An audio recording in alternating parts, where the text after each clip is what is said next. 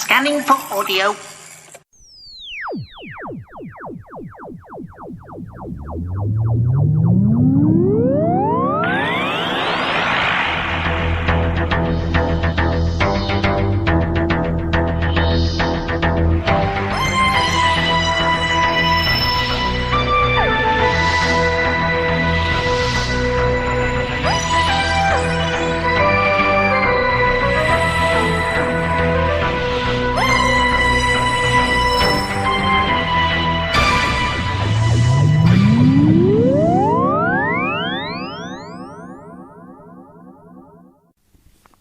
Well, I've put this off long enough. Everyone will have seen it by now. It's time for this particular episode of the Tin Dog Podcast to talk about the end of time. Here's the trailer for episode 1.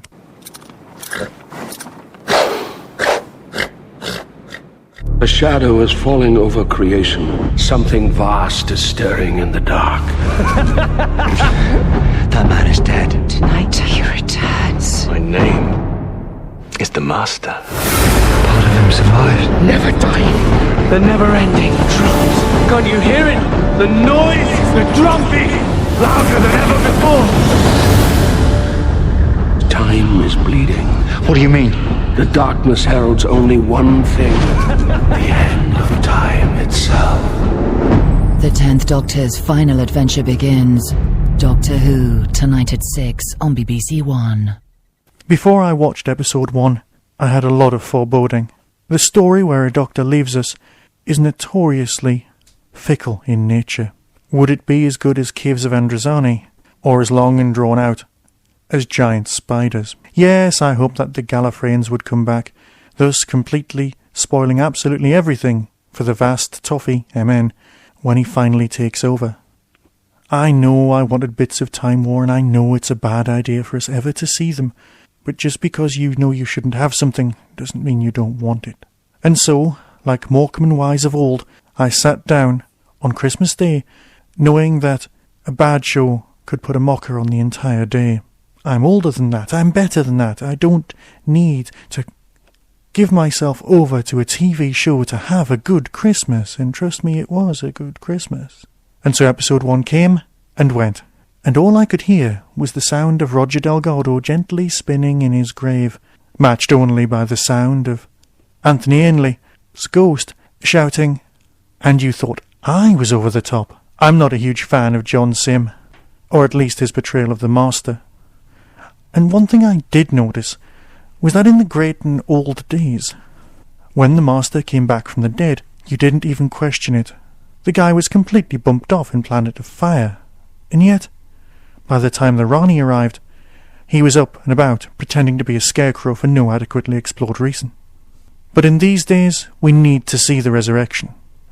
It was like someone had gone back to the 70s and found an old Hammer production of Dracula and gone, right, if we actually had money, what would it look like?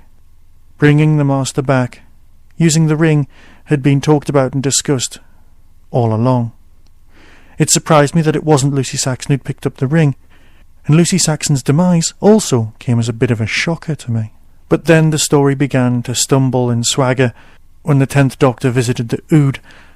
Do those guys do nothing except build houses and make proclamations about the universe?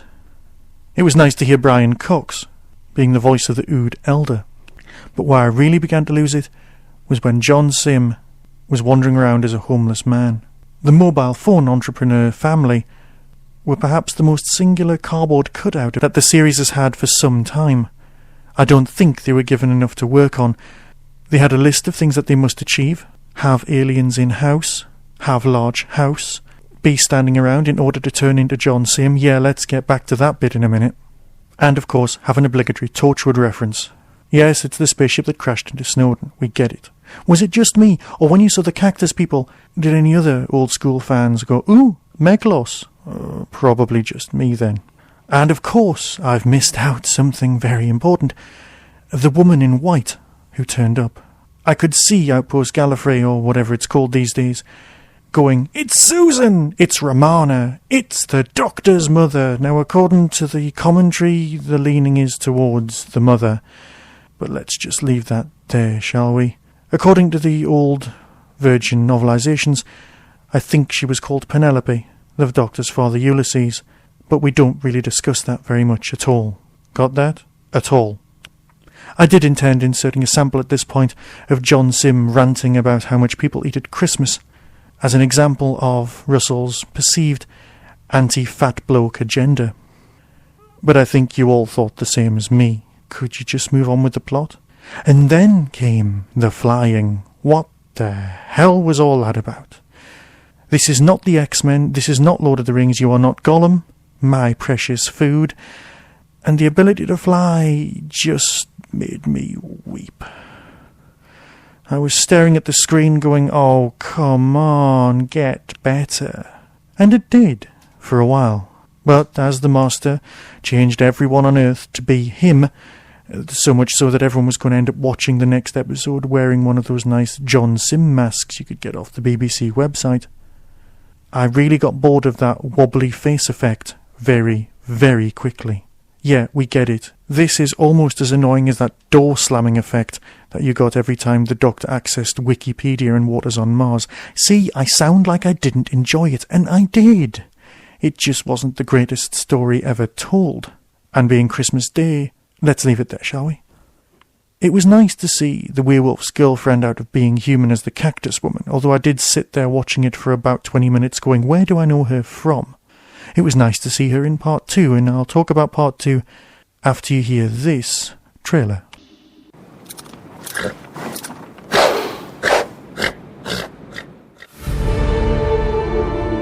Sometimes I think the Time Lord lives too long. The day is almost upon us. This is the Doctor's final battle. I don't want you to die. This shall be spectacular. Gallifrey rises! The Time Lords are returning. At last, we are gathered for the end. The 10th Doctor's final adventure concludes. Doctor Who, New Year's Day at 6:40 on BBC One. And so a week later, and all I was worried about in that intervening week was that Wilf would be the person who has to kill the Doctor. I know that was probably a red herring, but it was such an obvious red herring that I actually thought it might be true. And then I started wondering that Wilf might not make it out alive, and that upset me more than the knowledge of the 10th Doctor regenerating. You see, after all this had been done and gone, I got my DVD copier, edited both episodes together into one movie-length thing, and burnt them onto DVD. I checked the percentage copied, and it said 80% gone at the point where there are 4 knocks. Now, as far as I'm concerned, that's basically the end of the large overriding arc of the story. 20% of the programme is taking up with the fond farewells, which I will rant about in but a moment. But I don't want this to be like the War Games review, where I jump straight to the last episode. No, let's discuss the actual story. Yes, I've got issues with the bit where the Doctor jumps out of the spaceship. And yes, I did like it. It was like one of those deformed models of a Klingon bird of prey.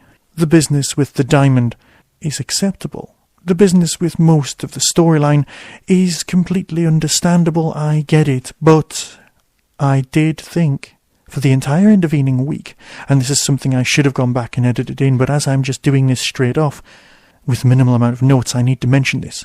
In an episode of English sitcom called Dinner Ladies, 2 of the characters are discussing the film Titanic, and one of them says to the other, you know, after the spitting, the iceberg couldn't come too soon.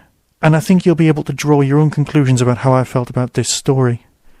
Timothy Dalton spits too much. There you go, I've said it, I don't want to say it anymore, I just don't like it, I'd love to edit it out, use Photoshop or some sort of electronic, send it to the mill to get rid of it. I just don't like it, stop it.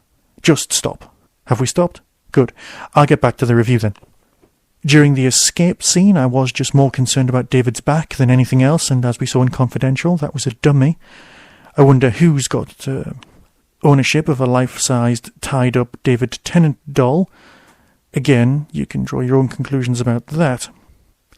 But it wasn't until the last 20% of the story, the self-indulgent bit, the bit where you thought while watching it, I'll let Russell and David off with this, and it's not until you watch it again that you start thinking, isn't this like watching Lord of the Rings?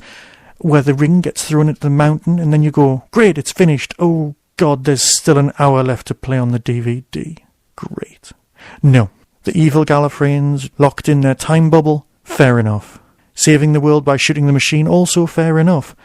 The Master getting out of the way and legging it in order to come back and take on the 11th Doctor? Predictable. It ticked all the boxes. It was nice that Donna wasn't brought into the plot too much, thus negating the whole of that earlier storyline. But no, the bit that will stay with most fans isn't the wonderful high collars, isn't the original Weeping Angels, and I'm sure we'll sort all that out later next season when we finally see them. No. It's just those 4 gentle tapping knocks. Bernard, I'm going to make you cry. Cribbins, and his fantastic performance. And basically, that thing. Now, imagine, if you will, that you're dying. You've only got, as far as we could work out from the doctor, an hour or so to live. Now, visiting your friends is fair enough, but stopping off to buy a lottery ticket? Yeah. It's nice that explicitly here we find out that regeneration is more like death than rebirth. But that did feel slightly more self-indulgent. It does bear parallels with giant spiders and John Pertwee's reluctance to go. But that's acceptable. No, the only thing I have trouble with is that dodgy Mos Eisley cantina scene with Jack. You see, saving people's lives, giving them enormous piles of cash, I can see sense to. But the confrontation with Jack? Hi, I'm just going to give you permission to flirt with someone. I know you've just killed your grandson. I know that you feel the weight of the world on your shoulders. Not even a get yourself back to Earth, you're needed for Torchwood, whether that be Torchwood Series 4 UK or some made-up Fox version. I'm sure we'll get back to you on that one at some point. No version of an adult adipose. No, they're still children, clearly underage in a bar. And as for Werewolf Boy from Being Human, well, I'll be surprised if he ends up in a new version of Torchwood, unless they've only made 2 series of Being Human and then they're stopping. That, my friends, is very, very frightening, because Being Human's possibly the best thing on TV at the minute. And so we stagger through the flabby bit at the end, going, how did Mickey and Martha end up together? That's a whole new story. And arrive at the regeneration scene. That, combined with the coming soon that's available on the BBC website, and I'm sure you can find it on YouTube for the next series. Why they're calling it Series 1 is beyond me. I think everyone's going to probably end up with 11.1 for the first story and so on, because it's now got so complicated. That calling it Series 31 might just depress everyone.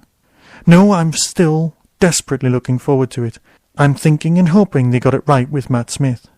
A less forgiving Doctor, I can hope. He looks the part, he sounds right, and newspapers kicking off about the gag about still not being Ginger clearly demonstrates the fact that they've not watched any other episodes. No surprise there then.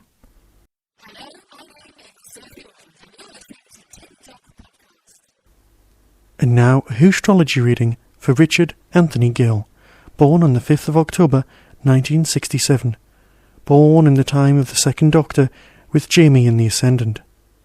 Born during the Abominable Snowman, and on the anniversary of the broadcast of The Mind Robber Part 4, Paradise Towers Part 1, Remembrance of the Daleks Part 4, you share your birthday with Eric Elliott and Ronald Lee Hunt. You are a child of great and indomitable intelligence. Do you have the shiny balls to make that trip to Tibet? On an accidental visit to Wales, a houndstooth-clad playwright may or may not appear in your life. A pocket mirror will come in handy when enacting the classics. Hide from the yahoos while you still have time. Nothing is rubbish to an inquiring mind, so avoid being taken to the cleaners when a building fails to live up to its description. A man called Chunky will lend a hand when something you thought buried comes back to haunt you. And as always, that says more than we can possibly know. And so I'll fade away, and bid you all a fond farewell, and speak to you all very soon on another Tin Dog podcast. Be seeing you.